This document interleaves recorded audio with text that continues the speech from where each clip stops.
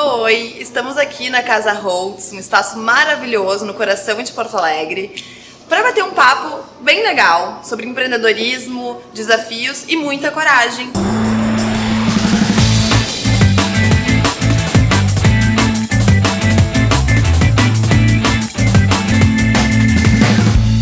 A nossa convidada de hoje é a Andréia. Tudo bem, Andréia? Tudo ótimo, tô amando estar aqui contigo. Ai, muito obrigada por ter aceito esse convite. E, vamos se apresentar um pouquinho pro pessoal que está nos assistindo. Conta um pouquinho pra gente sobre a tua profissão, o que tu faz. Bom, eu sou maquiadora por formação e micropigmentadora também. Mas a minha história é uma história de 30 anos já no mercado. E é isso, é maquiagem, minha vida é maquiar. Coisa bem linda, né? Que mulher que não gosta, né? Conta pra gente como é que tu fez essa escolha profissional. Em que momento da tua vida tu teve esse clique? Como é que deu início, assim, a essa profissão? Ai, isso é complicado, né? Porque, assim, tipo, não existia um clique exato, tá? O que eu tenho, assim, são histórias familiares que eu acho que depois vieram a me dar essa luz de onde veio. Mas eu me lembro de, muito pequena, ganhar bonecas. Aniversário ganhava, sei lá, 6 bonecas. A minha mãe guardava 5. Me dava só uma, porque a primeira coisa que eu fazia era riscar toda a cara da boneca. E tinha também um detalhe super meu, assim, que eu dava um talho aqui, assim, fazia uma franja, que era minha... Bem lindo. Enfim, e aí ela ia me dando essas bonecas aos poucos, porque ela sabia que se ela me desse todas, eu ia riscar todas no primeiro dia. Então eu já tinha essa veia artística. Demonstrava os sinais desde cedo. E aí eu sempre tive muita liberdade, né? A minha mãe, ela trabalhava com música, ela era professora de piano, de violão, então eu já tinha essa coisa da arte dentro de casa. E eu tinha um espaço dentro de casa, que era o meu limite, que era o meu quarto, que eu podia fazer o que eu quisesse. Então eu desenhava nas paredes, no teto, em tudo. Eu sempre tive essa liberdade muito super grande. Artística. Sim, dentro do meu quarto, né? Aquela liberdade com responsabilidade. Então, assim, isso já vem comigo desde pequena. Então, eu acho que se esse clique existiu, foi no parto. Ótimo. Não foi uma coisa assim que mudou em algum momento. Mas como assim tu te inseriu nesse mercado? Então, obviamente que eu venho de uma família e de uma geração que não se tinha esse conceito de vamos ser artista, o rua é super legal, né? Tinha uma coisa de vamos estudar, fazer uma faculdade, ter uma profissão, né? Que na época tinha aquela ideia de que só sendo médico, advogado, arquiteto, enfim, alguma coisa que te desse um peso na sociedade te traria condições financeiras e tal. E aí, obviamente, sendo criada dessa forma, eu sempre quis trabalhar, muito cedo já dizia que eu queria trabalhar. Comecei com 14 e depois aos 16 já com carteira assinada. Isso que é uma na mulher área maravilhosa. Financeira. Imagina. E fiz faculdade de administração de empresas. Mas assim, fiz pra pegar o diploma e dizer, tá aqui, agora eu vou ser feliz. Eu já tinha isso em mente, sabe? Só pra provar realmente que tu tinha. Eu sabia que eu tinha que estudar, porque era uma coisa que, era inevitável, a gente tem que aprender, tem que estar sempre estudando, sempre aprendendo. Conhecimento nunca é demais. Nunca é demais. E eu fui pra administração justamente porque na minha cabeça ia ser alguma coisa que ia me dar um leque pra várias outras coisas, se eu quisesse. E então achei que foi uma facilidade na minha mente, foi assim, vou fazer administração que depois eu administro o que eu quiser. Então foi aí, mas aí o marco mesmo foi isso, assim, quando eu encerrei, na verdade aos 18, quando eu entrei pra faculdade, eu já estava trabalhando como maquiadora. E onde tu trabalhava na época, assim, como é que foi? Eu transitei por quase que porque a história da maquiagem, às vezes a pessoa acha que é só em salão ou é só pra TV. Eu transitei por todos os mundos, tá? Eu comecei fazendo fotos para uma agência de modelos infantil, na época era Ford Angels. Então eu maquiava bebês e crianças que se tornariam modelos, né? Dali já fui para as meninas, né, de 11, 12, 15. A mãe dessas meninas começou a perceber essa naturalidade na maquiagem, porque era uma naturalidade que era necessária, porque com criança, né? Imagina. Então aí também entra um diferencial do meu trabalho, que é um trabalho bem mais leve, mais fino, mais clean. E aí, assim, eu fui transitando da foto pro vídeo e foi indo uma coisa natural. Quando eu vi, eu tava fazendo desfiles. Eu trabalhei 7 anos consecutivos com São Paulo Fashion Week. O contratante, né, da época de São Paulo Fashion Week começou a produzir shows internacionais. E aí eu comecei a trabalhar com shows, né, com os artistas, com backstage. Além de fazer palco aí também já foi uma extensão, tudo foi uma evolução. Mas é isso que eu ia dizer, que evolução na tua carreira, foi né? uma coisa natural, não foi uma coisa premeditada, vou trabalhar com artista ou vou trabalhar... Exatamente. Quando eu vi, eu tava fazendo capa de CD, DVD, né, na época que ainda as pessoas gravavam DVD. Tinha bem essa coisa do CD. E aí, televisão também foi um braço, enfim, foi indo. Até o momento que eu achei interessante ter um espaço para as pessoas me encontrarem durante a semana. Sim. Então eu continuo fazendo esse tipo de serviço, né? Que eu vou aonde me chamam, né? Eu brinco que eu sou uma mulher do mundo, que eu vou em qualquer lugar, até porque às vezes as turnês também nos levam, né, para outros lugares. Claro. Mas aqui eu tenho um local onde as pessoas me acham. Teu espaço. Exatamente. A gente tava falando sobre a questão da evolução, né? Imagino tudo que tu já passou para ir subindo esses degraus e cada vez mais tendo teu nome reconhecido. Hoje em dia tu trabalha com várias pessoas famosas também, né? E grandes personalidades. E eu te pergunto então, quais foram os maiores desafios que tu passou ao longo dessa trajetória, assim? Qual o desafio maior que tu consegue identificar, assim, que tu teve que superar ao longo dessa jornada? Na verdade, assim, eu acho que não chegou a ser desafio, tá? Algumas coisas dentro da minha área, elas surgem meio que sem a gente perceber. Então, por exemplo, eu tive já casos de me ligarem 7 da manhã desesperados, olha, o nosso maquiador teve um piriri, foi pro hospital, preciso de ajuda, vem. E eu por exemplo, num domingo em casa sem material. Meu material tava todo no estabelecimento onde eu trabalho, que eu não tinha acesso. Daí fica aquela correria. Então, por exemplo, nesse caso era um evento que era um desfile, envolviam várias modelos. Eu falei, olha, eu vou, me disponho aí, mas eu preciso que as meninas peguem tudo que elas têm dentro da bolsa delas, coloquem na mesa para utilizar. Então, esses desafios, eles vão surgindo, né? Tu trabalhar com um material que não é teu, ou não ter o material apropriado e ter esse caso específico, era um palco muito grande. E tem um cálculo que a gente faz quando é palco, de distância entre o palco e a altura. Então, assim, são maquiagens que são maiores, mais fortes, para a primeira pessoa da fila enxergar da mesma maneira que a última enxerga. Então, por exemplo, eu não tinha cílio postiço, né? Então, nesse momento, eu peguei lá um delineador e desenhei os cílios. Então, assim, isso eu nunca teria feito se eu não tivesse passado por essa dificuldade. Saiu da tua zona de conforto, daquilo que tu estava acostumada, e são nesses momentos que a gente consegue realmente fazer o diferente, mostrar que a gente é capaz e que o nosso trabalho é bom, né? Eu acho que é aí que a gente cresce muito, sem dúvida. Então, essas coisas, assim, eu enfrentei, assim, várias. E de clientes, assim, que devem ter sido mais chatos, ou que pegou no pé. Assim, de repente, ele não achou legal, teve que fazer de novo, já teve essa situação, assim? Não, eu já tive, assim, por exemplo, uma atriz que chegou aqui pra fazer uma campanha e ela tinha ido um dia antes na dermatologista. Uhum. E aí, mulher que vai na dermatologista sabe que às vezes a gente fica com um roxinho, alguma coisa assim. E ela era uma pessoa muito branca, muito clarinha mesmo. E aí aquele hematoma tava muito evidente. E aí, quando eu fui trabalhar o rosto dela, ela olhou o produto que eu estava utilizando e ela me disse, eu não gosto desse produto, eu não quero que tu use ele. E aí eu disse pra ela, olha, não existe outra tecnologia melhor do que essa para cobrir esse hematoma hoje. Então, assim, a gente vai usar. A gente teve que te impor. Porque eu gosto de passar bastante segurança também, né? Acho que isso é fundamental. Eu conheço o produto, eu sei o que eu tô fazendo.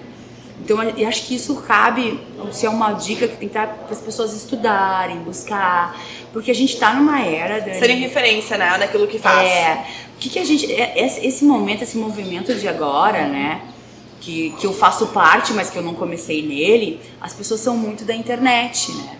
Então, eu comecei no momento que a gente saía, assim, desenvolvia através de cursos, a gente ia até as fábricas, entendia dos cosméticos, o que cada um tinha na sua formulação, como é que ele reage na pele. Conhecia de fato, né? É um conhecimento. Então, cada produto que eu tenho, eu sei exatamente como ele reage em determinado tipo de pele. Que eu acho que se esbarra um pouco hoje nessa coisa do só ficar olhando o vídeo e aprender no vendo. É diferente. Mas enfim, aí disse pra ela que ia dar certo, que era isso, que era pra ela confiar. E a gente conseguiu tocar o trabalho. Então, mas aí é uma grande demonstração de que tu teve que ser firme, sim, né? Ter a voz mais ativa, mas que tu tinha conhecimento daquilo que tu estava fazendo. Porque eu acho que quando tu tem esse conhecimento, tu transparece isso pra pessoa, né? Tanto na tua área como em qualquer outra área, né? A gente precisa, no momento que a gente sabe o que tá fazendo, a gente tem segurança. E consegue passar a transmitir isso também. E quando tu já tem uma cliente que já tá habituada contigo, já te conhece, já sabe como tu trabalha, é fácil. Mas quando chega alguém novo, que era o caso dessa pessoa, que nunca tinha me visto, ou poderia ser uma cliente nova no salão, enfim, essa insegurança inicial, ela acontece de várias formas, né? Tem gente que chega pedindo pra fazer bem levinho, porque tem medo que carrega. Normal, a gente não e sabe aí tu vai mostrando ali a tua capacidade, aquilo que tu fala, vai conversando também, né? E aí as coisas vão se aliviando. Vai indo num processo natural ali. E qual foi o momento, assim, da tua vida que tu precisou ter mais coragem? Tanto na parte profissional, desde o teu início? Olha, eu acho, assim, teve um divisor de águas, tá, no meu trabalho. Como eu te falei, eu transitei por vários mundos, assim, da maquiagem. Mas junto com a maquiagem, quando eu comecei fazendo muitas coisas ao mesmo tempo, tá? Eu fazia mechas, eu fazia química, eu cortava cabelo, fazia maquiagem, as sobrancelhas. Então, assim, era um leque de serviços que eu oferecia para esse tipo de produção, né? Num determinado momento, quando eu escolhi ir para um local, um salão, a pessoa que foi me contratar, que ela foi fazer uma entrevista comigo, ela me perguntou: o que tu faz? Aí eu falei: eu faço isso. Tudo. Ela falou: que legal e tal, tô vendo que teu portfólio é bem bom. E dentro dessas 6 coisas que tu faz, o que tu gosta de fazer? Aí eu falei: das 6 eu gosto dessa. Ai, que joia! E dessas que tu gosta, qual que tu ama? E aí eu respondi de pronto pra ela: maquiagens e sobrancelhas. E ela falou: ok, pra te ficar na minha empresa tu vai fazer só maquiagens e sobrancelhas. Aquilo foi um baque pra mim. Porque até então tu estava trabalhando sempre com tudo. Não, e eu queria estar lá, porque na verdade, falando um pouco também já de coragem, eu nunca esperei nenhum lugar me chamar. Eu olhava e dizia: eu quero trabalhar aqui. Eu pegava esse local, eu fui com o meu portfólio, na época o portfólio ainda era com fotos, né, impressas. Eu botei embaixo do braço, eu bati lá e disse: oi, eu sou a Andréia, eu quero vir trabalhar aqui. Te apresento o meu trabalho, eu sou boa, me contrate. E aí quando ela me veio com essas perguntas, e ela me disse: ok, vem trabalhar aqui, mas vai fazer só o que tu ama, eu pensei, na hora eu pensei assim: ela tá louca? Como é que eu vou jogar fora tudo que eu construí até aqui, né? Porque era o meu ganha-pão. Anos de experiência e trabalho. E querendo ou não, tudo tinha me levado até ali, em função das coisas que eu fazia, né? E o lado financeiro a gente sempre coloca na balança também. Se eu deixar de fazer isso, como é que eu vou, né, provar pra ela que eu tenho todo esse movimento, todo esse giro, toda essa quantidade de clientes? Se ela mesma já está estabelecendo que parte dele eu vou eliminar, né? Então, essa pessoa nesse momento foi fundamental. Essa decisão, acho que foi uma decisão de muita coragem. E aí eu pensei: mas nunca ninguém tinha me perguntado o que eu amava fazer, né? Então, são 2 coisas que eu acho que são muito importantes. Se perguntar, não esperar um outro te perguntar, né? Identificar, né, o que tu realmente ama e o que te faz feliz. As 2 coisas estão ligadas. E a partir daquele momento eu comecei a trabalhar só com o que eu amava de verdade. E foi incrível, porque é como assim se as portas se escancarassem, porque a partir do momento que comecei a fazer só aquilo, o astral mudou, se transformou. E aí tu dá toda aquela energia, aquele gás pra uma coisa que tu realmente tem paixão de fazer. E isso vai contaminando as pessoas de uma forma, porque a pessoa que tá ali, ela sente que tu tá fazendo com carinho, com amor, com vontade. E tá totalmente entregue àquilo, né? Exatamente. E aí a coisa foi e fluiu de uma maneira. E que bom que essa pessoa me fez essa pergunta naquele momento. Assim. Sim, foi uma pessoa que te impulsionou, que te deu aquele empurrãozinho que faltava. Exatamente. E falando então de pessoas, né?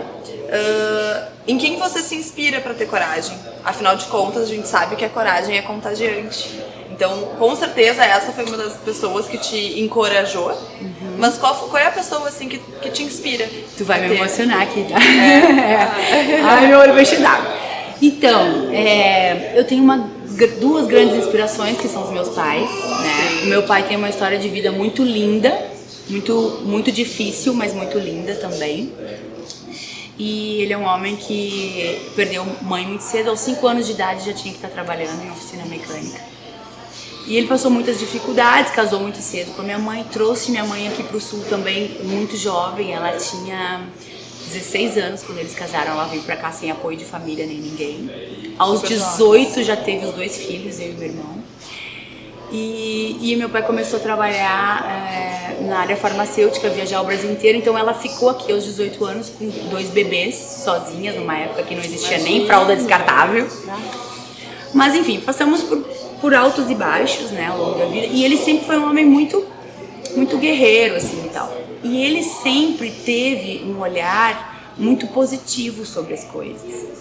Em determinado momento da nossa vida, eu acredito que eu devia ter uns 9, 10, eu não me lembro exatamente, assim, sabe, 9, 10 ou 11, mas foi por aí.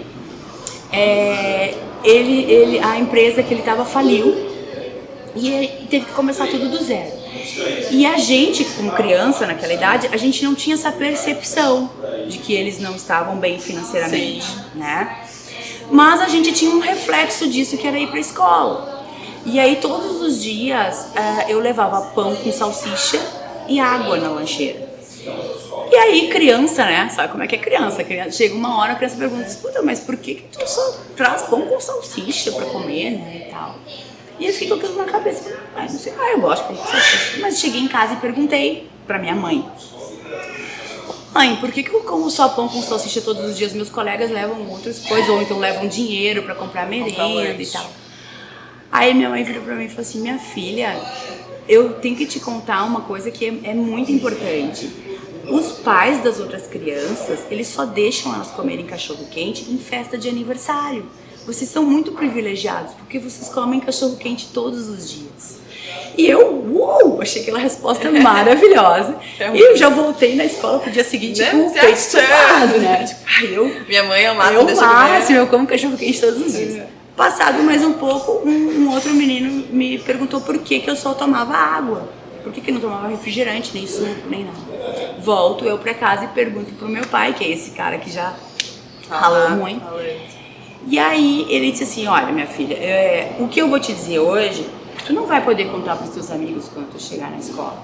Porque ela é uma receita milenar, familiar, que passou de geração em geração.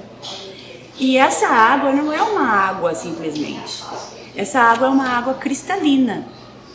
E aí, agora vem a hora da emoção, então vocês me perdoem se eu chorar aqui. E aí, eu me lembro, por isso que eu não tenho muita noção da idade que a gente tinha, mas eu me lembro da pia, assim, mais ou menos nessa altura, o meu rosto aqui. Ele coloca um liquidificador, obviamente pega a água da torneira, porque era o que a gente tinha condições, pegou a água da torneira. Bateu aquela água e eu e meu irmão assim, tá, deu, já deu. Ele, não, o segredo da água cristalina é bater muito, tem que bater muito essa água. Bateu, tá, e aí já deu. Eu falei, não, calma, tem que bater muito essa água. Aí ele vai no armário, pega 2 taças de cristal, pega aquela água, coloca, corre no cristal, ele faz assim, tim, dá um gole e faz água cristalina, toma. E aí a gente toma aquela água e a gente percebe que aquilo é uma água cristalina. Quer dizer, na cabeça da gente aquilo era o máximo. Até eu emocionei com a história. E aí... Não tem como não. Assim, é a história de maior coragem que eu conheço, né? A gente simplesmente não percebeu que eles passavam tanta dificuldade, porque a gente acreditava que a gente era muito feliz comendo pão com salsicha e tomando água. Os dois, né? Tanto Os teu dois. pai quanto tua mãe, eles fizeram toda Eles uma seguraram história essa barra toda. Não enfrentarem aquilo. Né? E aí, assim, enfim. E aí passou e viraram a chave, né? E construíram uma história linda juntos. Mas eu sempre tive vários outros exemplos que eu poderia te dar aqui de história vivida e que ele contava das histórias dele também pra gente. E eu acho que isso fortaleceu muito, sabe? Então, assim, eu sou filha da água cristalina. Eu não posso ter medo de nada nessa vida. Com certeza, né? Que amor essa história. Obrigada por compartilhar. Imagina, né, desculpa chorar aqui no teu vídeo. Sem dúvidas, nenhuma, né? Os dois foram então teus maiores apoiadores, incentivadores. Suporte. Claro, e teus exemplos de grande força e de coragem, né? Com certeza. E então, deixando assim, tem alguma coisa que tu mudaria ao longo dessa tua trajetória? Olha, eu acredito que não. Eu acredito que não, porque como eu te falei, eu desde muito nova eu escolhi isso porque eu era apaixonada. Foi muito focada Fui sempre. muito né? focada. Então não tem como eu mudar alguma coisa, né? Porque se houve algum tipo de erro no meio do caminho, a gente aprende muito com esses erros. E eu acho que na maior parte das vezes as pessoas elas estão muito determinadas no resultado final. E tem medo e elas de errar. esquecem que o mais importante é a trajetória. Porque o que a gente aprende no meio do caminho, ele é mais relevante do que o resultado final. Porque na verdade, às vezes, tu muda esse teu caminho. Daqui a pouco aquilo que tu projetou lá atrás nem mais interessa. O que tu tanto. tá passando ali, na verdade, é o que tá te moldando. Moldando, né? E daí tu chega lá naquele ponto final. Que nem é final, é uma vírgula. Exatamente. Mas já com toda a bagagem que tu vem trazendo e aquilo que faz realmente a diferença, né? Com certeza. Como pessoa, como profissão. E pra concluir, eu queria te pedir um conselho, assim, da tua profissão, como pessoa, né? De vida até, de tudo que tu falou pra gente.